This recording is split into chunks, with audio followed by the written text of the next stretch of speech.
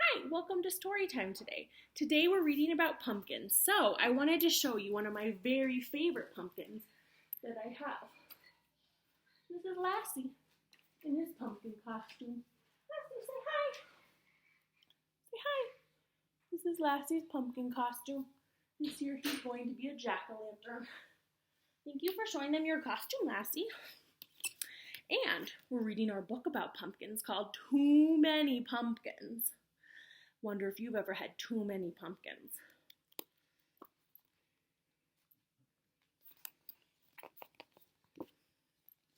Every springtime, Rebecca. I don't know if you can see Gus and Lassie in the background are playing. Gus really seems to like Lassie's pumpkin costume.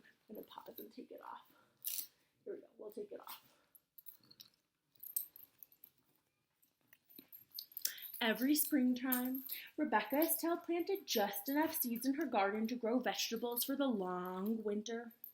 She planted carrots and beans, tomatoes and peas, corn and rutabagas. She grew a little bit of everything, except pumpkins. Rebecca Estelle hated pumpkins. When she was a little girl, money was scarce, and for an entire month, all they had to eat were pumpkins. Baked pumpkins, tinned pumpkins, boiled pumpkins, stewed pumpkins, mashed pumpkins, rotten pumpkins, breakfast pumpkins, lunch pumpkins, dinner pumpkins. Enough pumpkins. When things finally improved and there was more money to buy food, Rebecca Estelle decided she would never eat pumpkins again or even look at one, not ever. And she didn't. Until one autumn day. Long after Rebecca Estelle's hair had turned snowy white, she was raking leaves that had fallen from her black walnut tree, and her cat Esmeralda was scattering them just as quickly. All of a sudden, a pumpkin truck passed by. Oh, she heard it coming, and she knew what it was. It rumbled by at harvest time every year. She turned her back and concentrated on picking up the last fallen leaf, and she managed to ignore the truck until... splat! An enormous pumpkin tumbled off the truck and smashed into slimy orange smithereens all over her yard.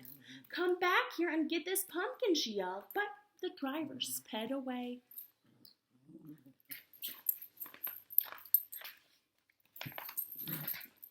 "Well, I won't touch it," Rebecca Estelle insisted, getting her shovel from the barn, "and I won't look at it."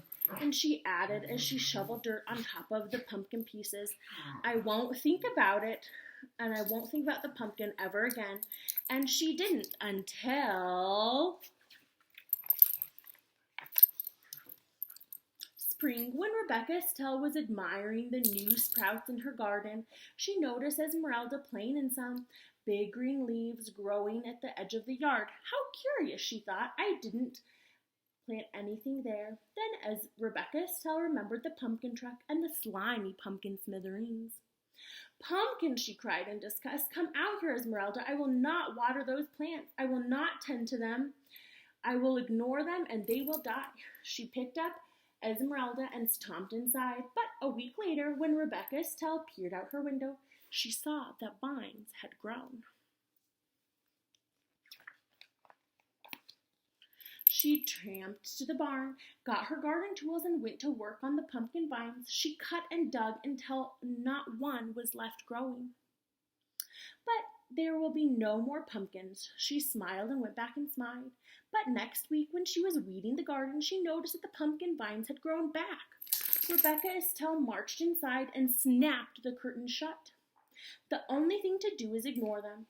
They won't grow if I don't take care of them," she muttered. So, rain or shine, all spring and summer, she never looked out the front window. She only used the back door and never even glanced toward the vines. Neither did Esmeralda. What do you think might happen with these pumpkins now that no one's taking care of them? Rebecca Estelle ignored the vines so well that in time she forgot why she was using the front door until one autumn day when she and Esmeralda went to rake the leaves that fell from the black walnut tree in the front of the house. Pumpkins, Rebecca Estelle yet shrieked. Pumpkin vines had twisted under the bushes, over the bird bath, through the porch rails, and onto the rocking chair. The entire yard was a sea of plump, round pumpkins. Rebecca Estelle could no longer ignore them.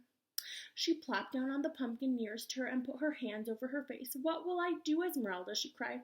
"How do I get rid of all of these pumpkins?" She thought and she thought. Her mind went back to all the pumpkins she had eaten as a young girl, when pumpkins were the only food her family had. "Well, we can't let them stay here," she told Esmeralda. "Some people might need these pumpkins, and I suppose there are folks crazy enough to like them.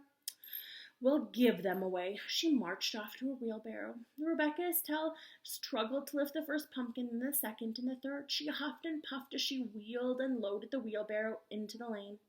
"I'm too tired to deliver these heavy pumpkins now," Rebecca Estelle grumbled. She mopped her brow with an apron and wondered what to do next. "Perhaps if I make them into pies, they will be easier to deliver. Such a nuisance." So she went to work. She scooped the slimy seeds out of the pumpkins and cut away the shells. After she boiled the pumpkin meat, she mixed it with eggs and milk and sugar, flour, cinnamon, nutmeg, and cloves to make rich pies. Then Rebecca Estelle made pumpkin tarts, pumpkin muffins, pumpkin cakes, pumpkin bread, pumpkin pudding, pumpkin cookies, until... Look at all of that pumpkin stuff. Her whole kitchen is covered. Pumpkin dishes spilled out of every cupboard, drawer, and cubby hole, and the seeds were a mountain in the corner. "Well, that's the first batch," Rebecca Estelle said, dusting her floury hands. "Now to deliver them." She put the wheelbarrow outside the kitchen door and loaded it with pumpkin treats. When it was full, just the thought of delivering all those pumpkin dishes made Rebecca Estelle tired. If only people would come here to get them, she thought. Then she had an idea. Rebecca Estelle whirled around and hurried back to the house for a kitchen knife. "This should get people to come," Rebecca cried. What do you think she might do to get people to come? Do you have any guesses? She took the knife and sat in the middle of the pumpkin patch, and she carved a smiling face on a nice round pumpkin, a scary snaggle-toothed face on a tall, thin pumpkin, and Boo on a short, squat pumpkin. She was so busy carving pumpkins she hardly noticed how dark it was getting.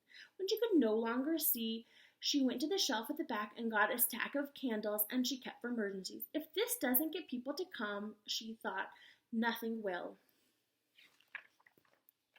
And look what Esmeralda made.